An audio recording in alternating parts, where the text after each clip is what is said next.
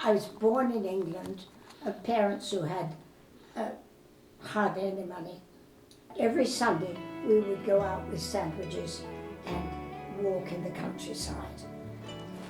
We'd come out to the countryside to look, admire and say to the plants and the trees how much we love them and how much they are part of our lives and that we cannot live in the countryside without them. Well, I went to Mexico because I had already met Paul, who was the New York Times correspondent, and so when he was going back to Mexico, I thought, oh my God, I better go. I'm in love with this man. And then with Paul, I had traveled over most of Mexico. I'd seen the absolute beautiful country that it is. And so I stayed.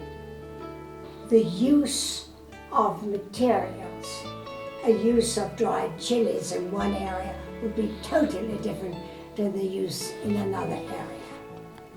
And by going to the market and working with some of the cooks, the local cooks, I thought I could learn a little more.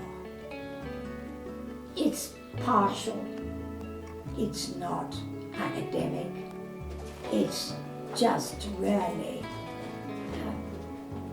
just poking my nose around. So there are many factors that will influence a plant, the flavor of a plant. Soil matters very much, climate, amount of water, everything. And the people who plant them. I cook, I have my cookbooks, I give cooking classes, and I think it's very important when I'm giving a cooking class to explain the environment and that what we should do to change our mindset. We are not the only inhabitants of the planet. We have got to remember that we are a very, very